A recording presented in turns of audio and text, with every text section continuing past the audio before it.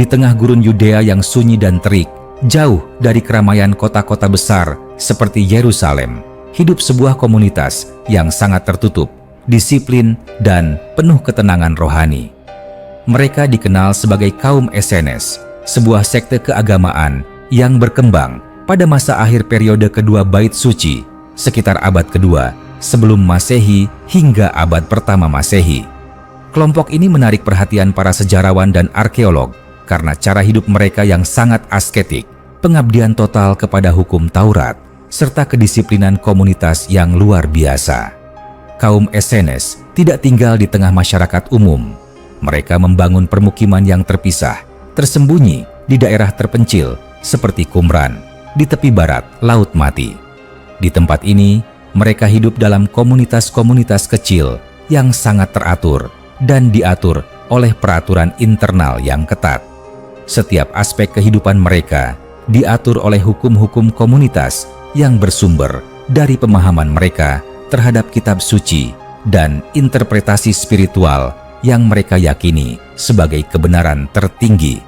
Mereka menolak kehidupan duniawi, kekayaan, dan kekuasaan.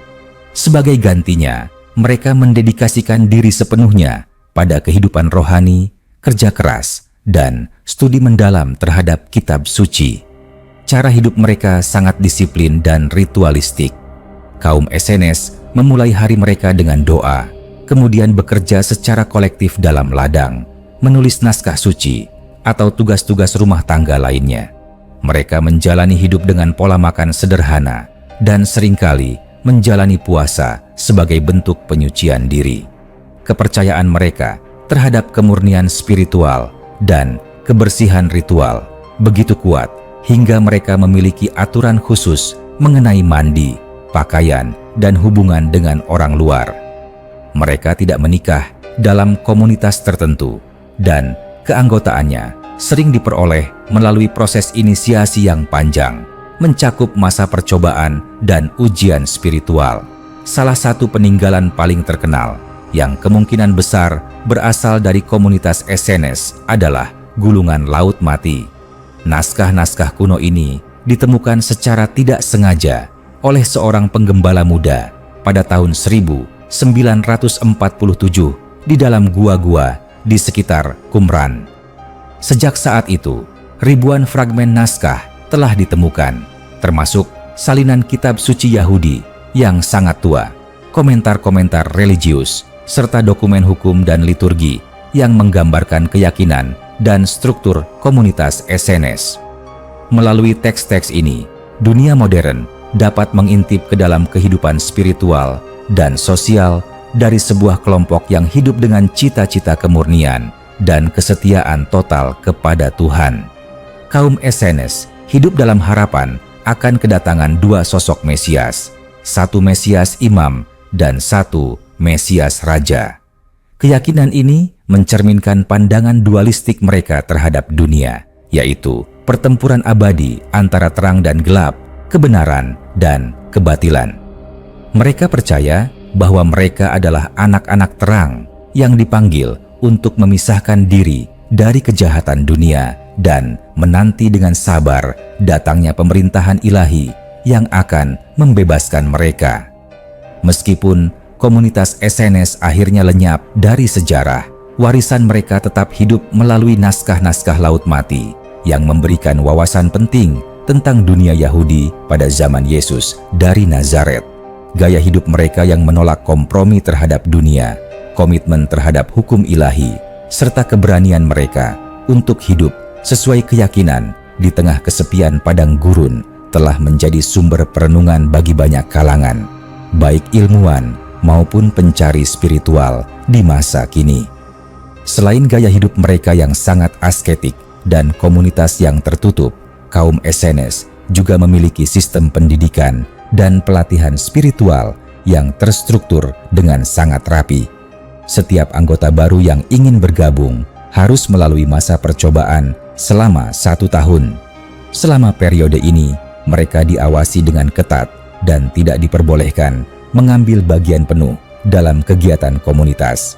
Setelah masa percobaan ini, jika dianggap layak secara moral dan spiritual, Mereka diizinkan untuk mengikuti ritual perjanjian dan menjadi anggota penuh setelah menjalani tahun kedua. Proses ini mencerminkan betapa pentingnya kesucian, kedisiplinan, dan komitmen total dalam komunitas SNS. Kaum SNS juga sangat terkenal karena kehidupan komunal mereka. Semua harta milik pribadi diserahkan kepada komunitas, dan setiap orang hidup dengan prinsip kesetaraan dan pelayanan timbal balik. Tidak ada sistem kepemilikan pribadi atau pengejaran keuntungan materi. Apa yang dimiliki satu orang, dimiliki oleh semua. Sistem ini menghapuskan kesenjangan sosial dan memupuk rasa persaudaraan yang kuat. Makan dilakukan bersama dalam keheningan dan diiringi doa sebagai bentuk penghormatan terhadap karunia ilahi. Semuanya dilakukan dengan penuh kesadaran spiritual, seakan-akan setiap tindakan memiliki nilai kekekalan.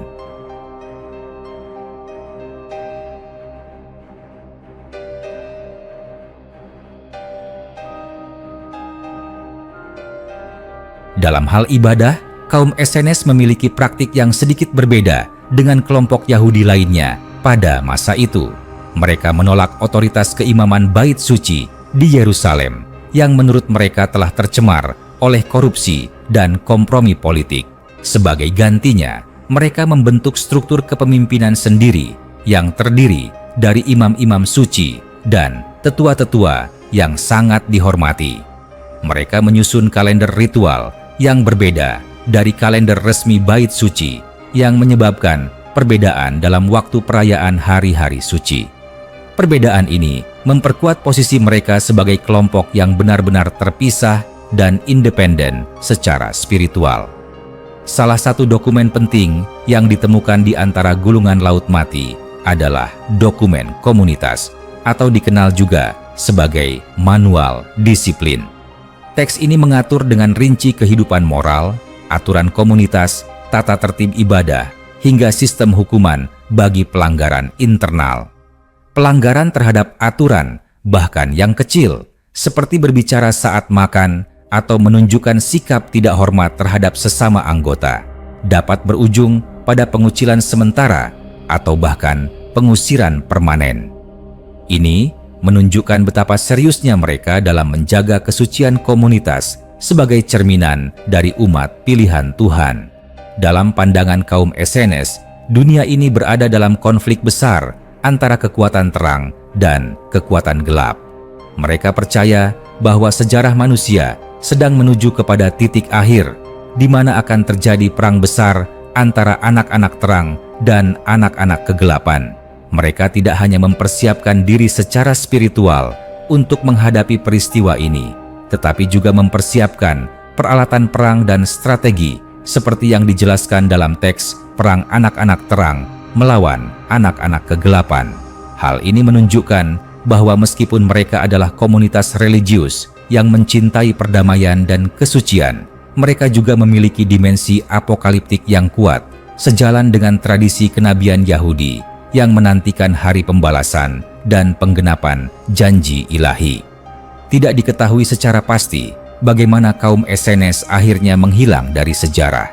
Beberapa sejarawan menduga bahwa mereka dibinasakan dalam konflik besar antara bangsa Yahudi dan Kekaisaran Romawi yang berpuncak pada penghancuran Bait Suci Yerusalem pada tahun 70 Masehi.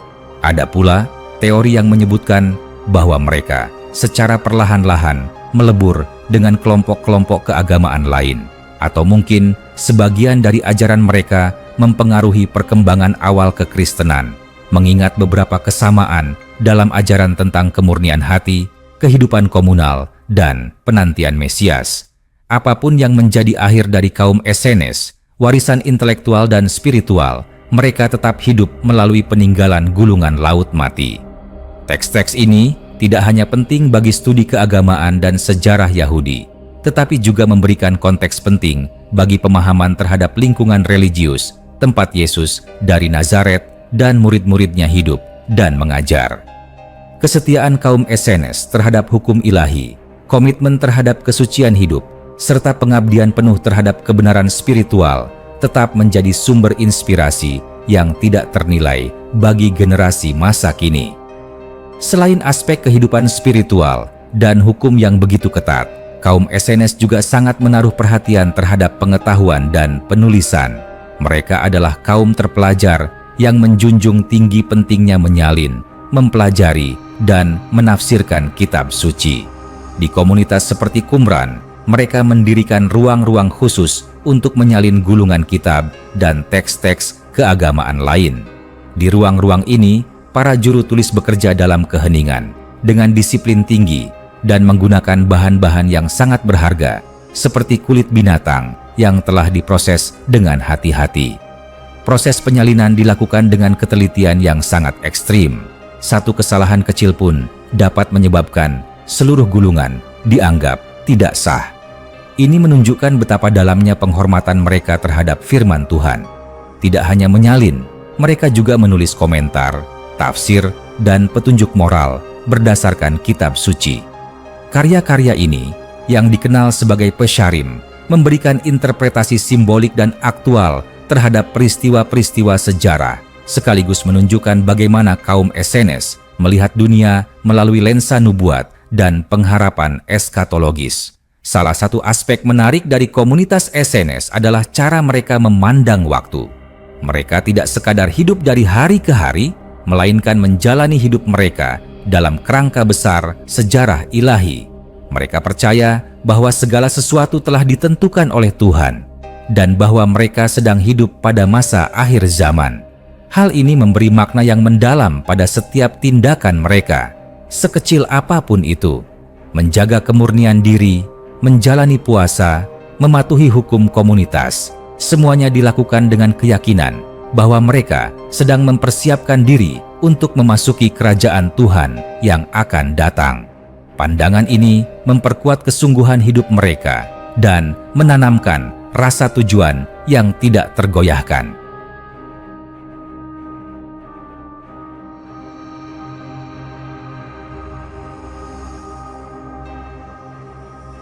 Dalam hubungan dengan masyarakat luar, kaum SNS memilih untuk menjaga jarak. Mereka menghindari keterlibatan dalam urusan politik, perdagangan, bahkan dalam ibadah umum di bait suci. Mereka menganggap dunia luar telah tercemar oleh dosa dan ketidakbenaran. Karena itu, mereka memisahkan diri sebagai sisa yang setia, yakni segelintir umat pilihan yang menjaga kemurnian hukum Tuhan di tengah dunia yang telah jatuh. Penolakan mereka terhadap kekuasaan politik dan religius resmi menjadikan mereka kelompok yang sangat kontras dengan kaum Saduki yang mendominasi bait suci dan bahkan dengan kaum Farisi yang meskipun sangat legalistik tetap terlibat dalam kehidupan publik. Namun, penting untuk dicatat bahwa meskipun kaum SNS hidup dalam keterasingan, mereka tidak membenci dunia. Mereka mencintai ciptaan Tuhan, mendoakan orang-orang berdosa, dan berharap pada hari ketika seluruh umat akan kembali kepada hukum yang benar. Keheningan mereka bukan karena kebencian, tetapi karena kesadaran bahwa untuk menjadi terang, seseorang harus memisahkan diri dari kegelapan. Sebagian peneliti modern menduga bahwa tokoh-tokoh seperti Yohanes Pembaptis mungkin memiliki hubungan dengan kaum SNS atau setidaknya dipengaruhi oleh praktik dan ajaran mereka. Gaya hidup Yohanes yang menyendiri, hidup di padang gurun, menyerukan pertobatan, dan membaptis sebagai lambang penyucian, sangat serupa dengan semangat kaum SNS yang menjunjung tinggi pembersihan ritual dan pembaruan moral. Gulungan Laut Mati, yang kemungkinan besar merupakan hasil karya para juru tulis SNS, menjadi jendela luar biasa ke dalam dunia mereka. Melalui naskah-naskah tersebut, kita tidak hanya menemukan dokumen religius, tetapi juga pemikiran filosofis, panduan etika, aturan sosial, dan refleksi spiritual yang mendalam. Naskah-naskah ini telah memperluas pemahaman kita tentang agama Yahudi pada masa Second Temple dan memberikan fondasi penting untuk memahami latar belakang dari munculnya berbagai gerakan religius di Timur Tengah kuno, termasuk awal mula kekristenan. Hingga hari ini, misteri dan kekhususan kaum SNS terus menarik perhatian para ilmuwan, teolog, dan pencari spiritual. Meskipun suara mereka telah lama senyap di padang gurun Yudea, warisan pemikiran dan kesalehan mereka terus bergema melalui kata-kata yang ditinggalkan di gulungan-gulungan kuno yang ditemukan dalam gua-gua sunyi di tepi Laut Mati.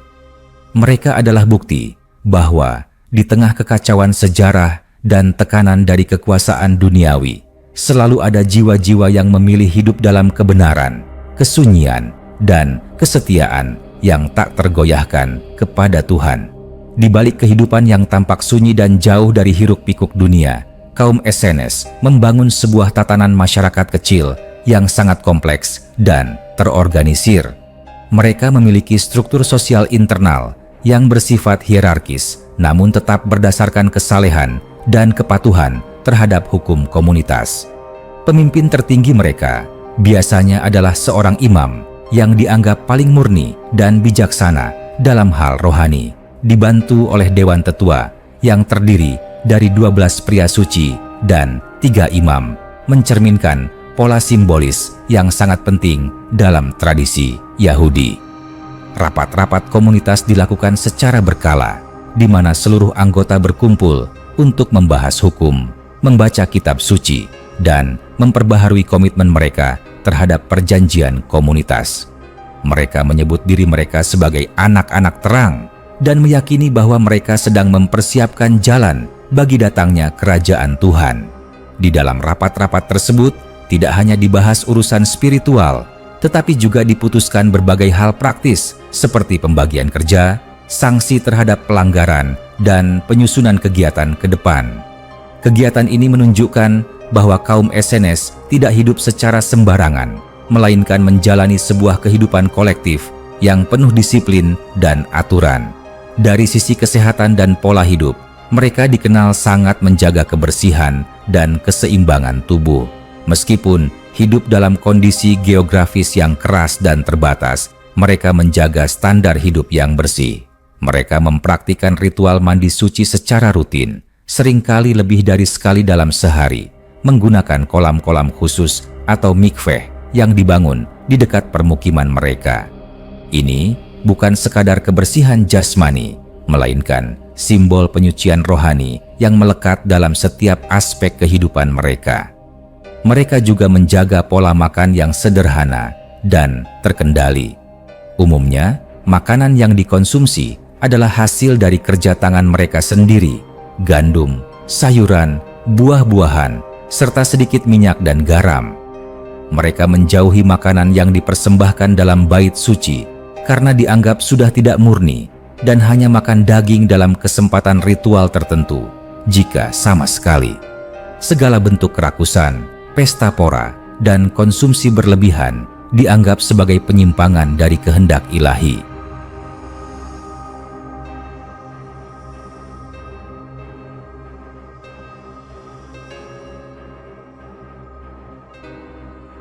Dalam konteks hubungan mereka dengan waktu, kaum Essenes memiliki kalender sendiri yang disebut sebagai kalender matahari, berbeda dengan kalender lunar yang digunakan oleh mayoritas orang Yahudi pada masa itu. Perbedaan ini bukan hanya soal penanggalan, tetapi mencerminkan keyakinan teologis mereka bahwa kalender resmi telah disesatkan oleh pihak-pihak yang tidak murni. Dalam kalender mereka, setiap tahun terdiri dari 364 hari, terbagi dalam 4 musim, masing-masing dengan panjang yang sama. Ini memungkinkan mereka merayakan hari-hari raya secara tetap dan teratur tanpa adanya perubahan tanggal setiap tahun yang mereka yakini mencerminkan keteraturan ciptaan Tuhan. Selain itu, kaum Essenes memiliki perhatian khusus terhadap konsep waktu akhir dan penghakiman terakhir. Mereka percaya bahwa sejarah akan berakhir dalam suatu perang kosmis besar di mana anak-anak terang akan bertempur melawan anak-anak kegelapan. Dalam teks perang anak-anak terang melawan anak-anak kegelapan, mereka bahkan menjelaskan taktik, struktur pasukan, dan atribut senjata rohani yang akan digunakan dalam pertempuran ini. Meskipun tampaknya simbolis, teks ini mencerminkan ketegangan spiritual yang mendalam, serta kesiapsiagaan komunitas dalam menghadapi puncak sejarah ilahi. Warisan kaum Essenes yang tersembunyi selama hampir 2000 tahun baru terbuka ketika seorang penggembala muda secara tidak sengaja menemukan sebuah gua di dekat Qumran pada tahun 1947. Penemuan ini membuka jalan bagi penggalian arkeologis yang menghasilkan lebih dari 900 manuskrip, termasuk salinan tertua dari kitab-kitab Perjanjian Lama, teks-teks hukum, komentar teologis, serta dokumen komunitas yang tak ternilai harganya. Keberadaan gulungan-gulungan ini bukan hanya membuktikan tingginya literasi dan dedikasi kaum Essenes terhadap teks suci, tetapi juga menunjukkan bahwa di sudut-sudut terpencil dunia kuno terdapat komunitas-komunitas yang dengan tekun menjaga warisan iman dan pengetahuan di tengah kegelapan zaman.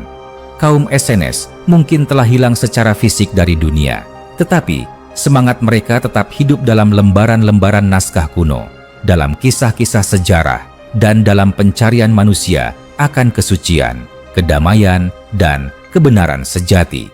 Mereka adalah cermin dari sebuah keberanian untuk hidup melawan arus, untuk percaya kepada janji yang belum terlihat, dan untuk mengabdikan diri sepenuhnya kepada sesuatu yang lebih besar dari dunia ini.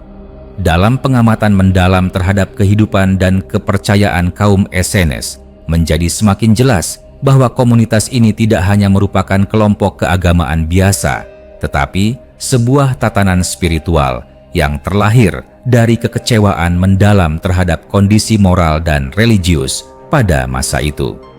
Mereka melihat dunia sekelilingnya, khususnya Yerusalem dan kepemimpinan keagamaan resmi, sebagai sesuatu yang telah menyimpang jauh dari hukum Tuhan. Korupsi di kalangan imam, kompromi politik dengan penjajah Romawi, serta pelanggaran terhadap kemurnian ibadah mendorong kaum Essenes untuk memisahkan diri secara radikal dan membangun kehidupan yang baru yang mereka yakini lebih setia kepada kehendak ilahi. Mereka tidak sekadar menghindar atau melarikan diri dari realitas dunia, melainkan membentuk sebuah dunia alternatif yang diatur oleh prinsip-prinsip yang dianggap mencerminkan kerajaan Tuhan yang sejati. Dalam komunitas mereka, tidak ada ruang untuk ambisi pribadi, persaingan kekuasaan, atau kompromi moral. Setiap individu diharapkan untuk hidup dengan penuh pengabdian, menjaga hati dan tubuhnya dari segala bentuk pencemaran, serta mendalami hukum Taurat secara mendalam dan konsisten. Tidak ada toleransi bagi penyimpangan, karena komunitas ini dibangun di atas fondasi kemurnian, ketaatan, dan penantian akan pemulihan yang akan datang. Salah satu aspek yang sangat menarik dari komunitas ini adalah bagaimana mereka memandang waktu bukan sebagai aliran kronologis biasa, melainkan sebagai medan pertempuran spiritual. Segala peristiwa, baik besar maupun kecil, dipahami dalam kerangka dualistik antara terang dan gelap. Kaum Essenes percaya bahwa mereka hidup di tengah-tengah zaman kegelapan, namun mereka juga percaya bahwa fajar terang akan segera tiba. Harapan akan datangnya Mesias bukanlah harapan yang samar-samar, melainkan keyakinan yang pasti, tertulis dalam teks-teks mereka dan tercermin dalam setiap tindakan mereka. Mereka menantikan dua sosok penyelamat yang akan datang. Seorang Mesias dari garis keturunan Daud yang akan bertindak sebagai raja, dan seorang Mesias dari garis Harun yang akan bertindak sebagai imam. Keduanya akan bekerja bersama untuk memulihkan Israel, menyucikan kembali bait suci, dan memerintah dunia dengan keadilan ilahi. Selama masa penantian ini, kaum Essenes melihat diri mereka sebagai umat sisa, kelompok kecil yang setia dan dipilih untuk mempertahankan hukum dan kesucian sampai waktu pemulihan tiba.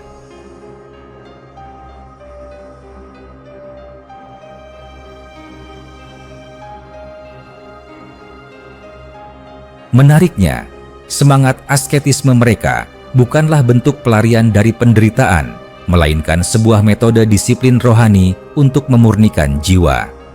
Mereka percaya bahwa dengan menolak kenikmatan duniawi melatih tubuh, menguasai keinginan, dan fokus pada hukum Tuhan, seseorang dapat mencapai tingkat kedekatan yang lebih tinggi dengan yang ilahi. Mereka tidak hidup untuk kenyamanan, tetapi untuk transformasi batin. Mereka hidup seolah-olah mereka sudah berada di ambang kerajaan Tuhan, dan setiap tindakan mereka adalah bagian dari liturgi agung yang berlangsung tanpa henti. Walaupun mereka menjaga jarak dari masyarakat luas, pengaruh kaum Essenes secara tidak langsung menyebar melalui pemikiran dan praktik keagamaan yang berkembang pada masa itu. Beberapa sejarawan dan teolog meyakini bahwa tradisi mereka mungkin memengaruhi komunitas Kristen awal, terutama dalam hal kehidupan komunal, penekanan terhadap pertobatan, baptisan sebagai lambang penyucian, dan konsep tentang kerajaan Tuhan yang akan datang. Meskipun tidak ada bukti langsung yang menyatakan bahwa Yesus dari Nazaret atau para rasul berasal dari komunitas ini, tidak bisa dipungkiri bahwa dunia pemikiran yang melahirkan kekristenan awal memiliki banyak kesamaan dengan pandangan dunia kaum Essenes. Dalam konteks sejarah Yahudi, kaum Essenes berdiri sebagai salah satu dari 3 kelompok utama yang mewarnai kehidupan religius pada masa itu, bersama dengan kaum Farisi dan Saduki. Namun, berbeda dari 2 kelompok lainnya yang lebih terbuka terhadap kehidupan sosial dan politik, kaum Essenes memilih jalan sunyi, tersembunyi dari pandangan umum, namun sangat mendalam dalam komitmen dan pencarian spiritual. Mereka adalah bukti bahwa dalam sejarah umat manusia selalu ada kelompok-kelompok kecil yang dengan kesetiaan dan ketekunan berjuang menjaga cahaya iman tetap menyala, bahkan di tengah kegelapan zaman. Dan hari ini, ribuan tahun setelah keberadaan mereka sirna, nama kaum Essenes kembali bergema melalui naskah-naskah yang ditemukan di gua-gua sunyi di tepi Laut Mati. Setiap fragmen yang dibaca dan diteliti bukan hanya memperkaya pemahaman akademis tentang sejarah keagamaan, tetapi juga menggugah nurani kita bahwa ada kehidupan yang dijalani dengan tujuan yang lebih tinggi, kehidupan yang tidak diukur oleh kekuasaan, kemewahan, atau popularitas, melainkan oleh kesetiaan terhadap kebenaran yang diyakini. Meskipun kehidupan kaum Essenes telah lama berlalu, jejak-jejak mereka tidak hanya tertinggal dalam lembaran naskah, tetapi juga dalam nilai-nilai universal yang tetap relevan hingga hari ini. Nilai tentang integritas, kedisiplinan, kesederhanaan, dan pencarian spiritual yang tulus.